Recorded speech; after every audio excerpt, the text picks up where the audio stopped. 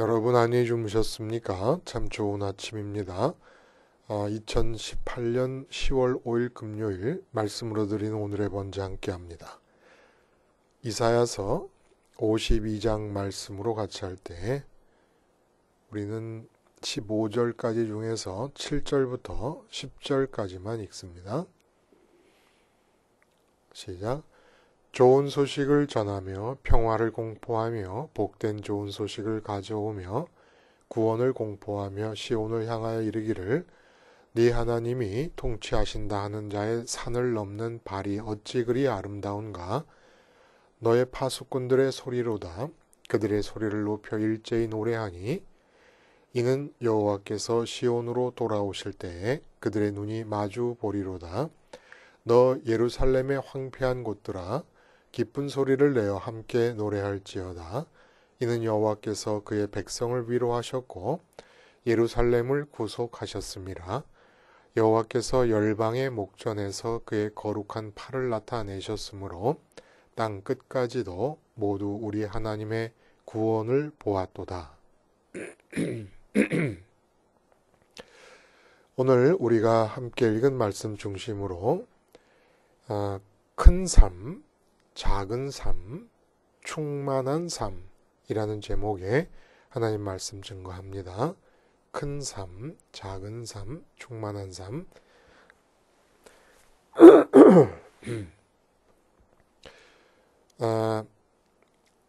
요즘 회개라는 말이 여기저기 많이 눈에 띄어요.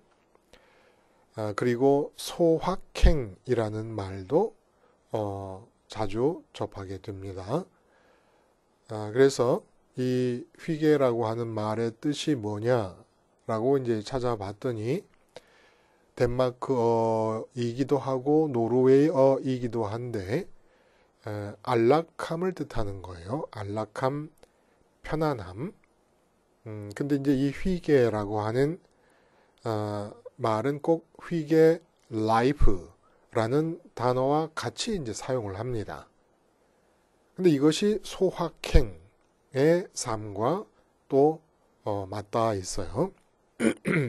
소확행이라고 하는 것은 일상에서 소소한 작은 것들에서 확실한 행복을 찾는다. 그래서 소확행입니다. 소소한 것에서 확실한 행복을 찾기.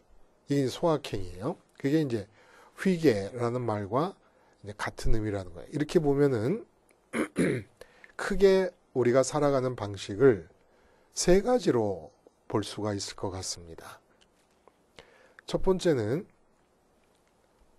비전과 야망의 삶이 될 수 있어요. 이건 큰 삶입니다. 언제나 지금 현재보다 더 크고 더 높은 지점을 향하여 미래를 바라보면서 돌진하는 삶이죠.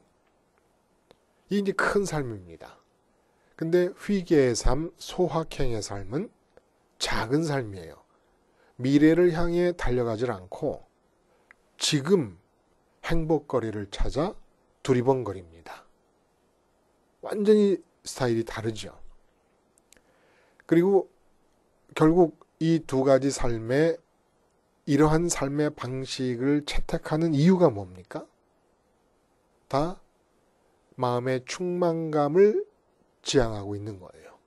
행복감을 지향하고 있는 겁니다. 충만감이라는 것은 마음이 채워졌다는 거 아닙니까? 마음이 채워지면 기쁨이 생깁니다. 그리고 기쁨이 지속되면 그것이 행복인 것이죠. 그래서 결국은 큰 삶, 비전과 야망을 품고 미래를 향하여 돌진하는 자도 결국은 충만감으로 표현될 수 있는 행복을 찾아가는 것이고, 또 지금 행복거리가 없나 해서 두리번거리며 지금을 살피는 사람도 바로 그렇게 충만감을 향하여 두리번거리고 있는 것입니다. 근데 이제 이 두 경우를 보면 어느 경우도 실제로는 충만감에 이르지 못한다는 거예요. 예를 들면 이제 소확행의 삶의 구체적인 예를 그 일본 소설가 무라카미 하루키가 예를 들었어요. 이런 거요. 오전 막 구운 따끈한 빵을 손으로 뜯어 먹거나 오후 햇빛이 나뭇잎 그림자를 그리는 걸 바라보며 브람스의 실내악을 듣거나 새로 사서 아직도 정결하고 면 냄새가 풍기는 하얀 셔츠를 머리에서부터 뒤집어 쓰는 것. 또 휘게의 라이프에서 우리가 생각할 수 있는 것은 잠옷을 입고 영화를 보는 것, 차를 마시며 창밖을 구경하는 것, 휴가를 가서 가족과 모닥불 앞에 모이는 일, 이렇게 소소한 것들에서 행복을 찾는다. 찾아질까요? 예? 여러분 안락의자 있잖아요. 안락의자. 비유를 들어 말하면 이런 거예요. 오래 아침부터 저녁 때까지 밥 먹을 때 빼놓고 안락의자에 앉아있으면 안락함도 몰라요. 그냥 몸이 쑤시고 지루하죠. 하루 종일 중노동하다가 집에 들어오면 안락의자 아니라 딱딱한 마루도 안락하게 느껴집니다. 오전에 빵 구운 것을 손으로 뜯어 먹는다고 그게 그렇게 행복하겠습니까? 새로 산 셔츠를 입으면 순간 기분이 좋을 수는 있겠지요. 그러나 그게 정말 감히 그런 것으로 행복이 될 수 있다고 믿는 겁니까? 이것은 큰 삶, 비전과 야망을 갖고 앞으로 돌진만 하는 그러한 삶에 대한 반발이 아니겠는가라는 생각이 듭니다. 미래를 향해서만 갈 게 아니라 지금을 즐기자라고 하는 어떤 반발에서 나온 라이프 스타일이 아닌가라는 그런 생각을 해봐요. 충만감의 신비를 알아야 됩니다. 충만을 원한다면 어떤 신비가 있냐면 우리는 충만감 하면 먼저 채워지는 것으로 생각을 합니다.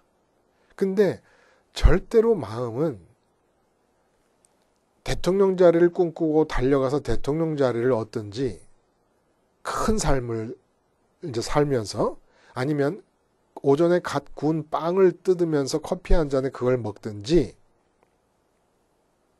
채워지지 않아요. 그런 것으로 충만이라는 건 채우는 거 아닙니까? 한 사람은 큰 야망으로 채우라. 한 사람은 작은 것들로 채우자. 큰 걸로 채우든 작은 걸로 채우든 채워서 채워지는 게 충만감이 아닙니다. 채워서 이루어지는 게 충만감이 아니에요. 예를 들면 이제 서울 도심에서 그저 몇 년이고 그 자리를 못 떠나고 살던 분들이 강릉에 이제 저를 찾아오십니다. 그러면 제가 일부러 이제 바닷가를 이렇게 모시고 나가요. 그러면은 바다를 보면 하나같이 와 그래요. 그 와가 뭐냐면 충만감의 표현이거든요. 근데 한번 바다를 보면 말입니다. 바다는 아무것도 없습니다. 그냥 물결만 칠 뿐이고 끝없이 물결이 뻗어 있고 그 물이 끝나는 시선이 닿는 그 물이 끝나는 지점의 수평선에 하늘이 닿아 있는데 그 하늘도 아무것도 없습니다. 도심에서 빌딩으로 자동차로 업무로 사람으로 북적거리고 그냥 눈에 보이는 것이 가득가득 차 있던 사람이 강릉에 내려와서 아무것도 없는 바다를 보면 아무것도 없는 걸 보는데 충만감을 느낍니다. 와 하고. 이게 충만감의 첫째 단계예요. 일단 첫째 단계라고 말하는 것은 와 하고 난 것이 1분을 안 넘어갑니다. 그리고 조금 시간 지나면 언제 바다가 있었느냐는 듯이 다시 삶의 이야기, 복잡한 이야기들로 돌아가게 됩니다. 사람들이 다. 그러면 이 충만감의 1단계에서 완전히 없어짐으로써 시작되는 이 충만감은 없다고 말하는 것들이 없는 것으로. 이게 무슨 얘기냐?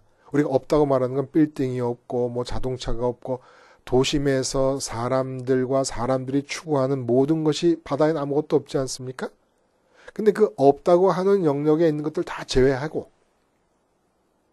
전혀 다른 것으로 완전히 비워진 자리를 새롭게 채워야 충만이 이루어진다는 거예요.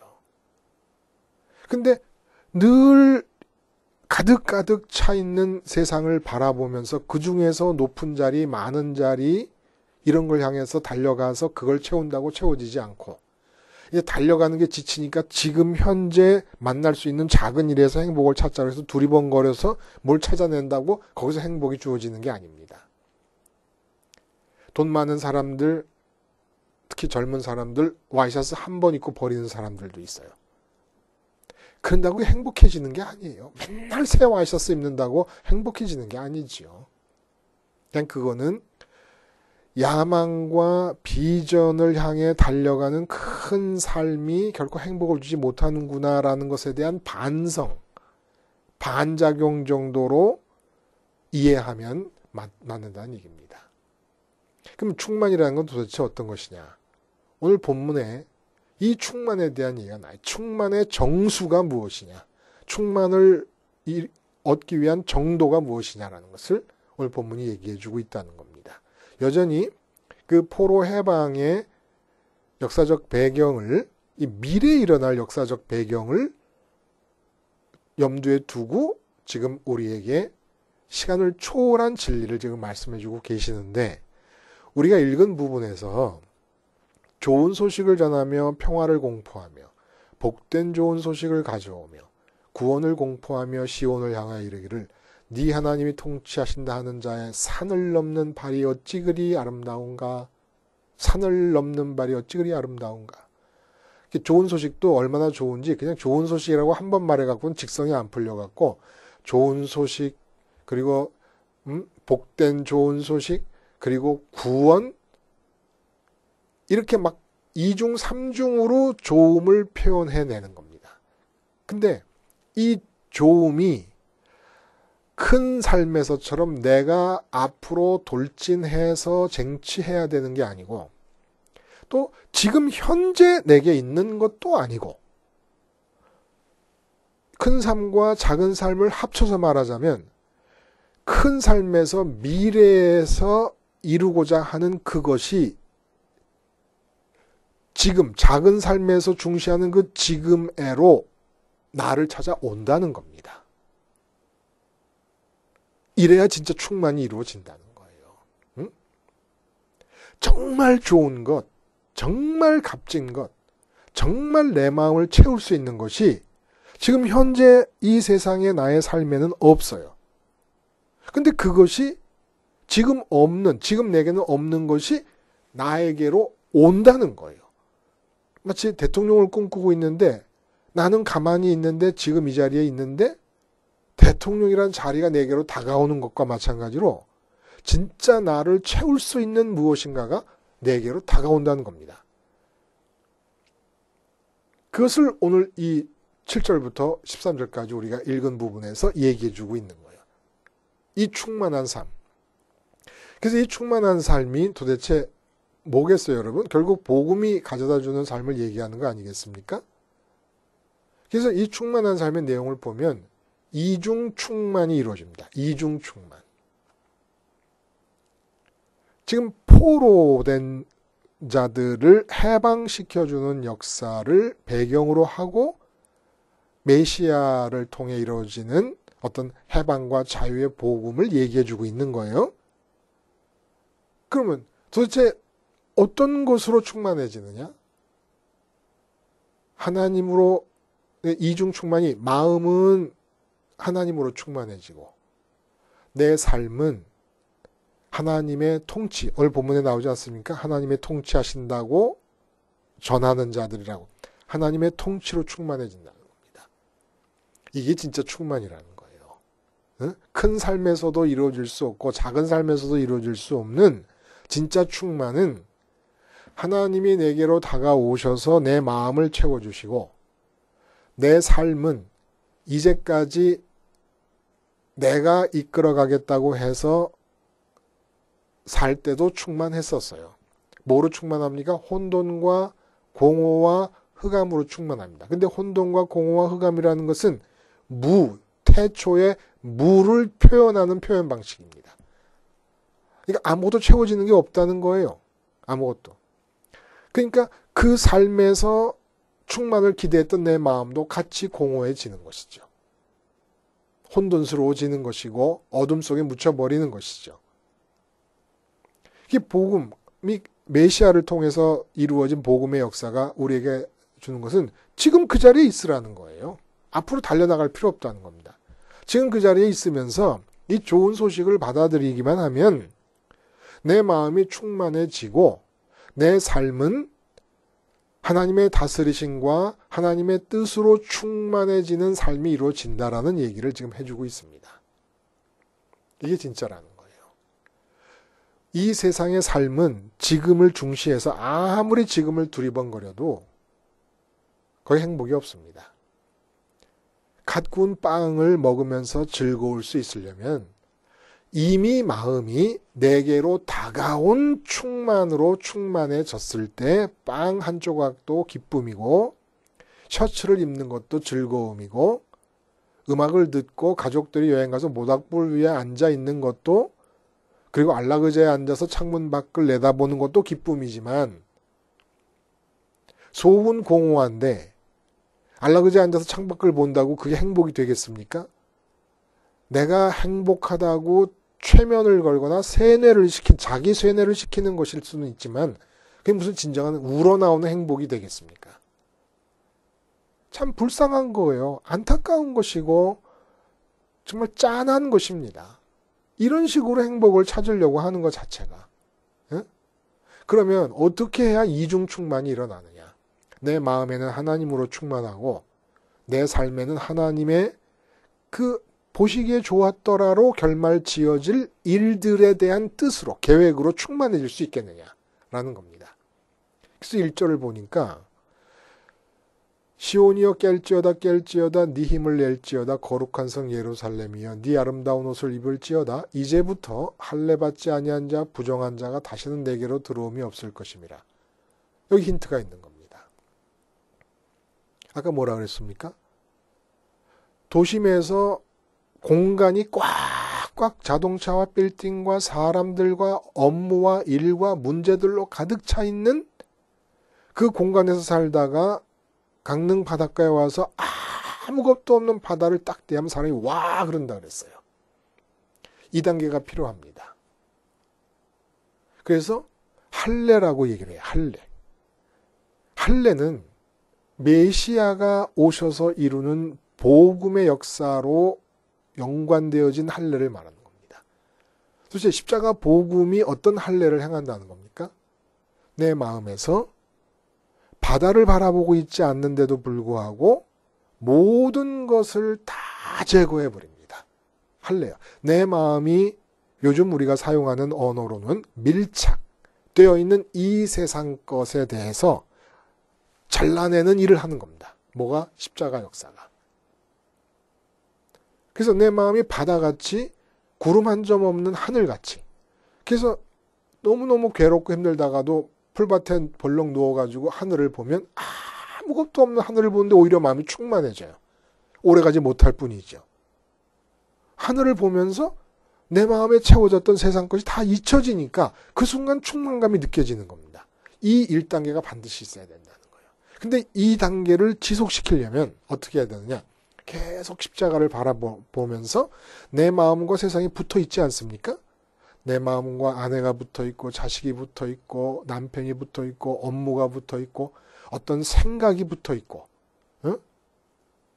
그게 구체적인 어떤 대상이든지 아니면 어떤 추상적인 것이든지 내 마음에 붙어서 정말 귀신처럼 달라붙어가지고 꼼짝하지 않고 나를 괴롭히고 나를 생각하게 하고 나를 움직이게 하는 것들 십자가 아래에서 주님과 함께 죽음을 통해서 잘라내버리는 겁니다. 그래서 내 마음이 아무것도 없는 바다를 앞에 보고 있듯이 아무것도 없는 하늘을 바라보고 있듯이 아무것도 없는 그 순간이 조금 오래되면 절대 지속하지 못해요. 사람은.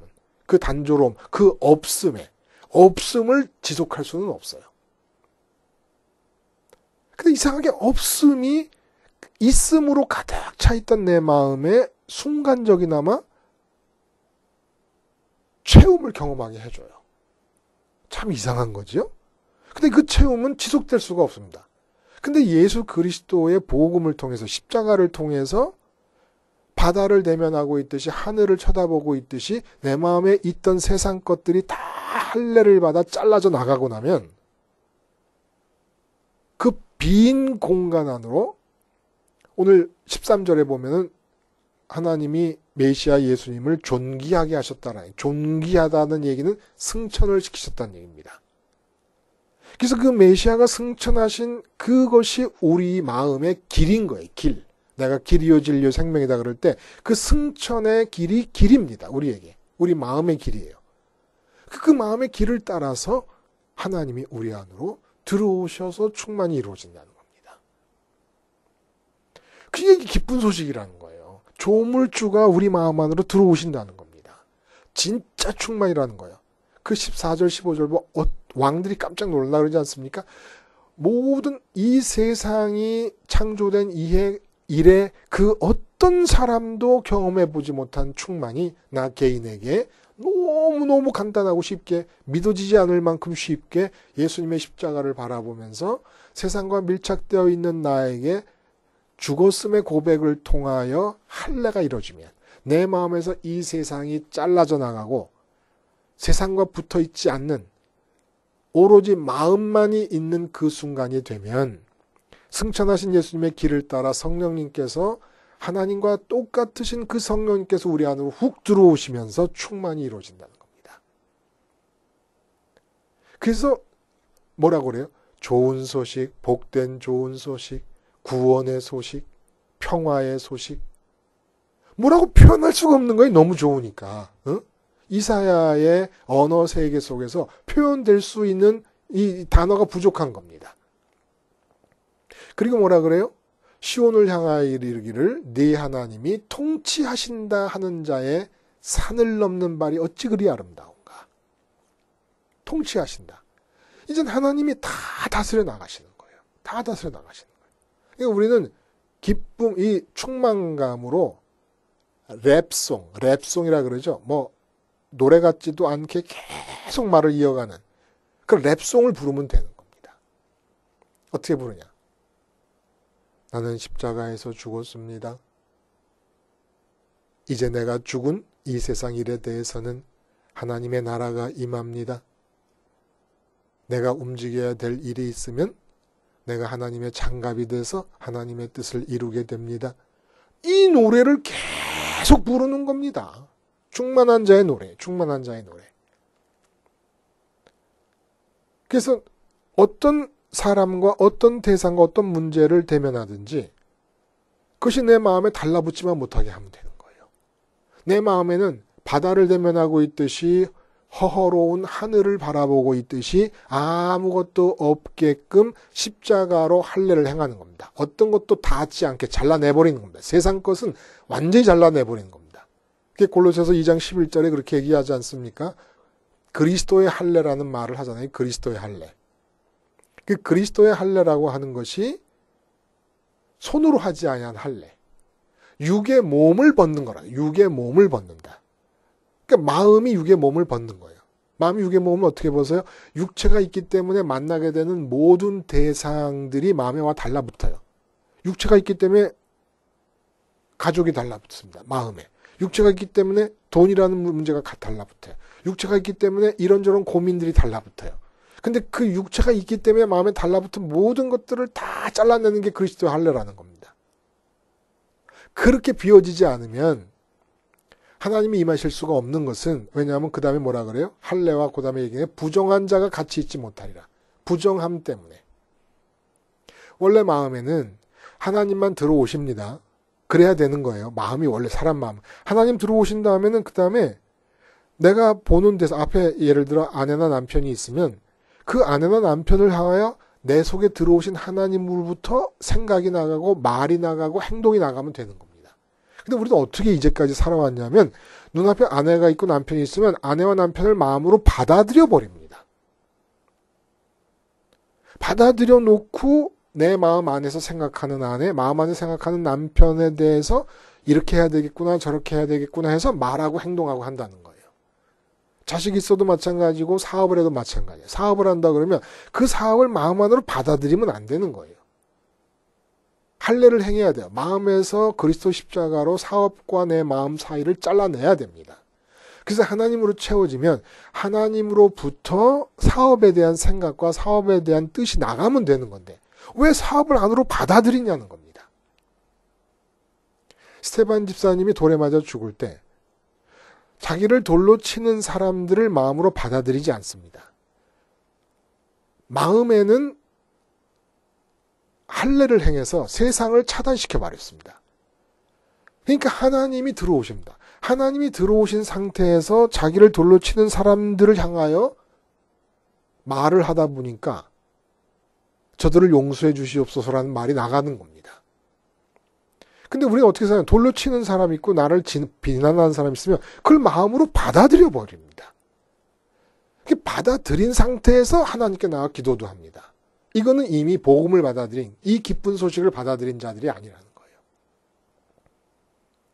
하나님을 받아들이려면 할례를 행해야 돼. 안 그러면 부정해서 못 들어오십니다. 청결이 뭐라고요? 있어야 될 것이 있어야 될 장소에 있는 상태가 청결이에요. 근데 내 마음에는 하나님만 계셔야 됩니다. 근데 내 마음에 있으면 안 되는 것들이 세상 것들이 들어와 버리면 더러워졌습니다. 마음이.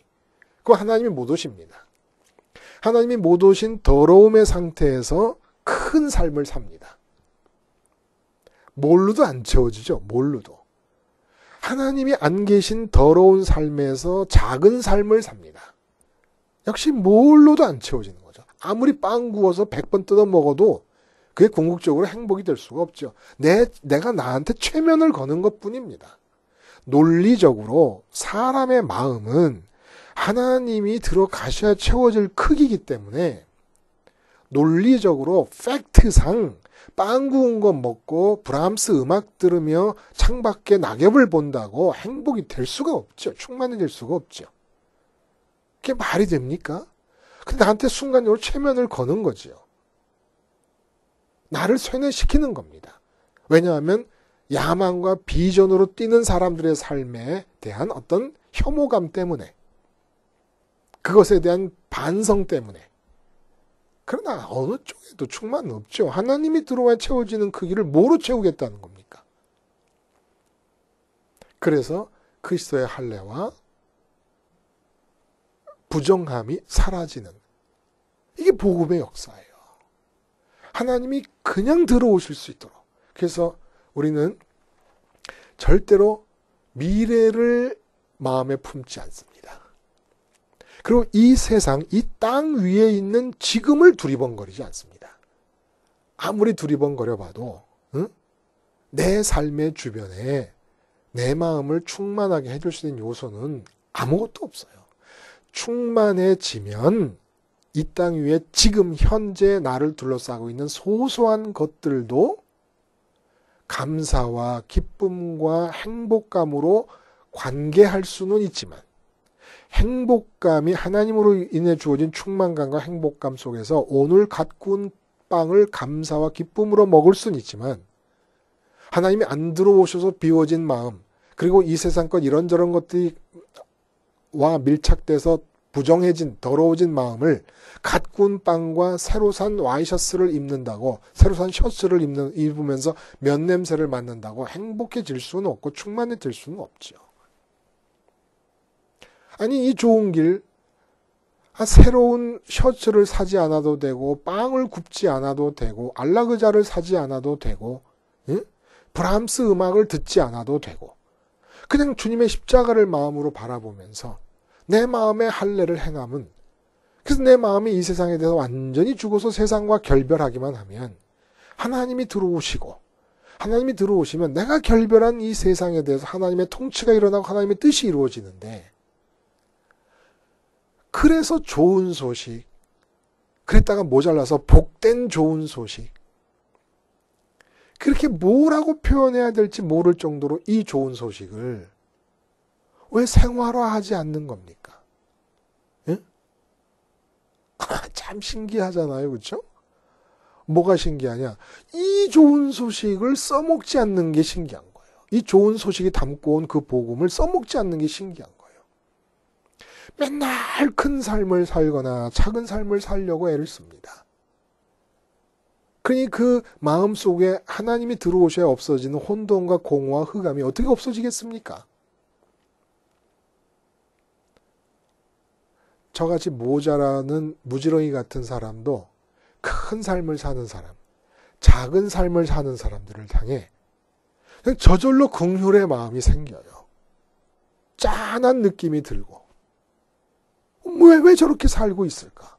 무슨 사람이 하나님 조물주와 하나가 될 수 있는 그런 사람이 빵 한 조각 먹으면서 거기서 행복을 찾으려고 그러냐고요. 왜 그렇게 인생을 조잡하게 만들어 버립니까? 응? 하나님으로 충만한 사람이 작은 빵으로도 감사할 수는 있지만, 기뻐할 수는 있지만, 작은 빵으로 기뻐한다는 것은 이건 인생을 꾸겨 박는 거예요. 소확행의 삶, 회개의 삶, 이건 착각이지요. 큰 삶도 착각이지만 이것도 보통 큰 착각이 아닙니다. 아주 큰 착각이 아니고서야 소확행의 삶을 살 수가 없습니다. 충만은 지금 내게로 다가오고 있습니다. 지금 이 땅 위에서 내게 주어진 삶에서는 기쁨거리, 행복거리, 충만거리는 존재하지 않습니다. 오직 내게 다가오는 충만을 주님의 십자가를 생활화함으로써, 그래서 내 마음에서 이 세상을 완전히 할례해서 잘라내버림으로써 내 것으로 만들 수 있어요. 그 내게 다가오는 충만을. 그리고 나면 큰 일이 하나님의 뜻이라면 큰 일도 야망 없이, 비전 없이 이루어질 것이고, 그리고 하나님이 들어와서 충만하시면 작은 것 하나하나에 다 기쁨을 연장시켜 갈 수 있을 것입니다. 행복감을 그 작은 일에 연장시켜 갈 수 있을 것입니다. 이렇게 큰 삶, 작은 삶, 십자가로 중단하시고 충만한 삶, 내게 다가오는 충만함을 받아들인 충만의 삶을 사실 수 있기를 바랍니다. 기도하시겠습니다. 하나님 아버지, 불쌍히 여겨주시고 도와주시고 붙잡아 주시옵소서. 오늘도 어떤 상황에 처하든지 예수님의 십자가를 기억하게 하시고 주님의 죽음이 나의 죽음을 이루신 것을 고백함으로써 내게 다가오시는 충만 그 자체이신 하나님을 받아들이게 하시며 내 삶도 하나님의 통치와 하나님의 선한 뜻으로 충만할 수 있게 해 주시옵소서. 예수님의 이름으로 기도드리옵나이다. 아멘.